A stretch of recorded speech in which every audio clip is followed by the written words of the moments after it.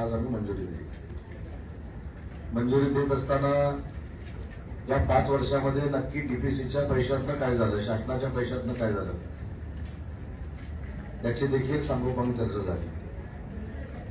आपल्याकडे जी नाविन्यपूर्ण आणि अतिशय महत्वाची कामं झालेली आहेत जिल्ह्याभरातली, त्याची देखील माहिती पालकमंत्री या नात्यानं मी सगळ्या सभागृहाला दिली।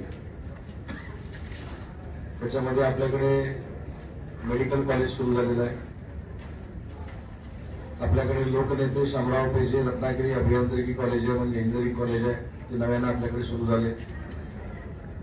रत्नागिरीमध्ये छत्रपती शिवाजी महाराज आंतरराष्ट्रीय ग्रंथालय आणि रिसर्च सेंटर हे 6 महिन्यामध्ये पूर्णत्वाला जाते। या सभागृहाच्या बाजूला 100 कोटी रुपये खर्च करून प्रशासकीय इमारत बांधली जाते। या सभागृहाच्या समोर पंचायत समितीची 12 कोटी रुपयाची इमारत उभी राहिलेली आहे। जिल्हा परिषदेचे सदस्य जरी नसले तरी जिल्हा परिषदेची 75 कोटी रुपयाची इमारत ही जिल्हा परिषदेच्या प्रांगणामध्ये उभी राहते। प्राथमिक मुलांना प्राथमिक शिक्षक शिकवतात, पण प्राथमिक शिक्षकांना शिकवणारी जी यंत्रणा आहे डाएट, त्याची इमारत देखील आरटीओ ऑफिसच्या बाजूला उभी राहते। जिल्हा ग्रंथालय कुवारबावला जी इमारत आहे त्याचं विस्तारीकरण होतंय। प्राणी संग्रहालयाच्या कामाला गती आलेली आहे। टिळक स्मारक ग्रंथालय, टिळक स्मारक, छत्रपती शिवाजी महाराजांची शिवसृष्टी, छत्रपती संभाजीराजांचा महाराष्ट्रातला सगळ्यात उंच पुतळा, विठ्ठलाची मूर्ती, अल्पसंख्याक समाजाच्या मुलांसाठी वसतिगृह, मुलींसाठीचं वसतिगृह, या सगळ्या गोष्टी रत्नागिरी शहरामध्ये बांधून तयार झालेल्या आहेत। आणि याच्यामध्ये महाराष्ट्र शासनाने जी भर टाकली ती म्हणजे सागरी विद्यापीठ। सागरी विद्यापीठासाठी शासनानं मंजुरी दिलेली आहे। महाराष्ट्रातलं पहिलं शासकीय विधी महाविद्यालय म्हणजे लॉ कॉलेज रत्नागिरीमध्ये होतंय। सिव्हिल हॉस्पिटलमध्ये डॉक्टर कमी आहेत त्याची मला जाणीव आहे, पण आता जर तुम्ही सिव्हिल हॉस्पिटलमध्ये गेला तर सिव्हिल हॉस्पिटलचं जे अत्याधुनिकीकरण चालू आहे त्याच्यासाठी जे पैसे मंजूर झालेले आहेत, आणि कालच रात्री मी 12:30 वाजता सिव्हिल हॉस्पिटलला गेलो होतो। सगळ्या रिक्वायरमेंट रुग्णांपासून रुग्णांच्या नातेवाईकांपर्यंत पूर्ण करणारी इमारत सुसज्ज सिव्हिल हॉस्पिटलची त्या ठिकाणी होणार आहे। आपल्याकडे महाराष्ट्रातल्या 4 विभागीय मेंटल हॉस्पिटलपैकी एक मेंटल हॉस्पिटल आहे, त्याच्यासाठी 14 कोटी रुपये मंजूर झालेले आहेत, त्याचं काम देखील आता सुरू आहे। देशातला पहिला 3D मल्टीमीडिया शो विधानसभेची निवडणूक लागायच्या अगोदर सुरू होईल, कारण पावसाळा असल्यामुळं तो सध्या आपण सुरू करू शकत नाही। तर जिल्ह्याच्या ठिकाणी एसटीचं कार्यालय असेल, एसटीच्या कार्यालयाला देखील आपण अपग्रेडेशनला पैसे दिलेले आहेत। एसटीचं बस स्थानक जे आहे त्याचं देखील काम सुरू झालेलं आहे। 10 घराचं आपण नूतनीकरण केलेलं आहे। तुम्ही कालच ज्या पत्रकार परिषदेला एमआयडीसी मध्ये आला होता, एमआयडीसी मध्ये 2 गेस्ट हाऊस आपण बांधलेली आहेत, एक अपग्रेड केलंय, एक नव्यानं बांधलंय। फायर ब्रिगेडमध्ये आतापर्यंत आपल्याकडे 1 गाडी होती, एमआयडीसीकडे आता आपण दुसरी गाडी देखील आणलेली आहे। एमआयडीसीचे रस्ते पूर्ण झालेले आहेत। तर मला असं वाटतं की मी आता एक तुम्हाला वरची जी आता माझ्या लक्षात आहेत ते कामांची यादी फक्त मी आपल्याला सांगितली। हा झाला रत्नागिरी शहराचा विषय। तुम्ही लांजा राजापूर पासून जर सुरू केला तर अनेक वर्षापासून सुपर मल्टी स्पेशालिटी हॉस्पिटल हे वाटोळला व्हावं ही राजापूर वासियांची मागणी होती। त्याला देखील मूर्त स्वरूप आलेलं आहे, त्याचा GR निघालेला आहे। 56 कोटी रुपयाचं बांधकाम तिथं होणार आहे। लांजामध्ये उपजिल्हा रुग्णालय आहे, त्याचं देखील बांधकाम सुरू झालेलं आहे। लांजामध्ये नगरपालिकेला जवळजवळ 15 ते 20 कोटी रुपये या 2 वर्षामध्ये आपण दिलेले आहेत। राजापूरला पैसे दिलेले आहेत। धूतपापेश्वर मंदिराचं देखील काम हे युद्धपातळीवर सुरू आहे।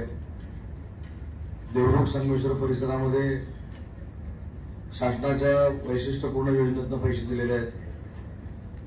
तर मी एवढ्यासाठी सांगतो की 5 वर्षामध्ये जे काही शासनाच्या वतीनं आम्हाला देता आलं ते ह्या 2 वर्षामध्ये आम्ही दिले, मागच्या 2.5 वर्षामध्ये आम्ही देऊ शकलो नाही. चिपळूणमध्ये शिवसृष्टी उभी राहते, चिपळूणमध्ये क्रीडा संकुल बांधून झालेलं आहे, चिपळूणमध्ये पवन तलावाचं काम सुरू आहे, रत्नागिरीमध्ये छत्रपती शिवाजी महाराज स्टेडियमचं काम सुरू आहे, अनेक ठिकाणी काँक्रिटीकरणची कामं सुरू आहेत, नॅशनल हायवेची कामं सुरू आहेत. पण हे देखील मला माहिती आहे की नॅशनल हायवेचं काम सुरू असताना पावसामुळं काही ठिकाणी प्रचंड खड्डे पडलेले आहेत, त्याला तो नाईलाज आहे. परंतु त्या देखील सूचना मी दिलेल्या आहेत. 2 दिवस जो पाऊस पडलाय त्याला अतिवृष्टीमधनं पैसे उपलब्ध करून द्यावेत, या सूचना देखील मी जिल्हाधिकाऱ्यांना दिलेल्या आहेत. रत्नागिरी पोलीसची प्रत्येक मागणी आपण मान्य केलेली आहे. गाड्या उपलब्ध करून दिलेल्या आहेत, मोटरसायकल उपलब्ध करून दिलेल्या आहेत.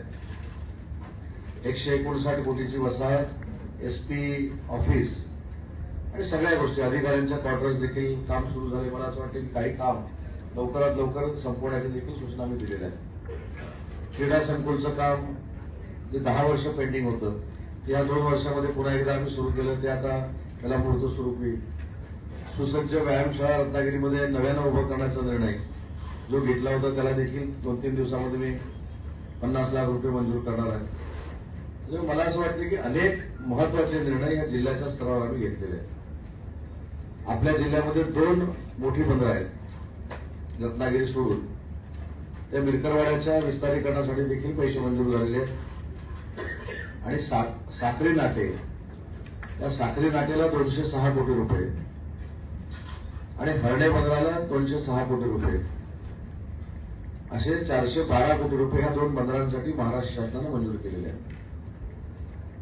आपल्याच मतदारसंघामध्ये मिऱ्या पे जो आहे, म्हणजे मुरुगवाड्यापासून मिऱ्यापर्यंत 260 कोटीचा बंधारा हा अंतिम टप्प्यामध्ये. नरिमन पॉइंटला जसं सुशोभीकरण झालंय तसं त्या बंधाऱ्यावर करण्यासाठी 41 कोटी रुपये मंजूर झाले. त्याचं देखील काम आता 15-20 दिवसामध्ये सुरू होईल. त्यामुळे मला असं वाटतं की या 2.5 वर्षामध्ये अनेक विकास कामांनी वेग घेतला आणि ती कामं पूर्णत्वाकडे जातात. डीपीसी मधनं देखील अनेक चांगले उपक्रम आम्ही सुरू केले, त्याची नोंद महाराष्ट्राच्या स्तरावर घेतली गेली. आज त्याच्यामध्ये देखील पुन्हा एकदा निर्णय घेतला की जशी मागच्या वर्षी 20 मुलं अमेरिकेला आपण शेतकऱ्यांची पाठवलेली होती आणि 50 मुलं इस्रोला टॅलेंट सर्च करून पाठवली होती. आज पुन्हा एकदा मी जिल्हा परिषदेला सूचना दिलेल्या आहेत की मागच्या वेळी जी मुलं आपण पाठवली होती तेवढ्याच संख्येची मुलं यावर्षी देखील अमेरिका आणि इस्रोला पाठवावी, त्याला देखील आपण मंजुरी देणार आहोत. सोलारवर ग्रामपंचायतीच्या स्ट्रीट लाईटचं वीज बिल कमी करण्याचा जो आपण निर्णय घेतला होता, तो गोळपचा 8 कोटीचा प्रकल्प हा अंतिम टप्प्यामध्ये. गुहागरला शृंगारतळीला जो होतोय त्याचं काम आता सुरू होणार आहे. तर अनेक प्रकल्प जिल्हा प्रशासनाच्या मार्फत राबवण्याचा आम्ही प्रामाणिकपणाचा प्रयत्न केला आहे. आणि आजच्या डीपीसीचं वैशिष्ट्य असं आहे की मांडलेले प्रश्न आणि त्याच्यावर झालेली कार्यवाही, मला असं वाटतं की याच्यामध्ये आम्ही 95% आमच्या अधिकाऱ्यांनी अतिशय चांगलं काम करून ती कामं पूर्णत्वाकडे नेलेली आहेत. पुढच्या वर्षीचं नियोजन देखील आजच्या बैठकीमध्ये आम्ही केलं की पुढच्या वर्षीचे 75% जे खर्च करायचे आहेत ते तातडीनं 1 महिन्यामध्ये त्याला वर्क ऑर्डर देऊन ती देखील कामं सुरू करावी, हा निर्णय घेतलाय. आणि दुसरा एक महत्वाचा निर्णय आपण घेतला की प्रत्येक मतदारसंघामध्ये 5 ग्रामसंघाची ऑफिसेस डीपीसी मधनं मंजूर करण्याचा आज निर्णय आपण घेतलाय. त्याच्यामुळे बचत गटाला चालना मिळेल आणि बचत गटाला विक्री केंद्र निर्माण होतील. तयार केलेला जो माल आहे त्याला मार्केट मिळेल आणि त्याची विक्री होईल. यासाठी हा महाराष्ट्रातला पहिला उपक्रम म्हणजे 25 ग्रामसंघाची कार्यालय आणि बचत गटाची विक्री केंद्र यावर्षी आपण संपूर्ण जिल्ह्यामध्ये बांधणार आहोत.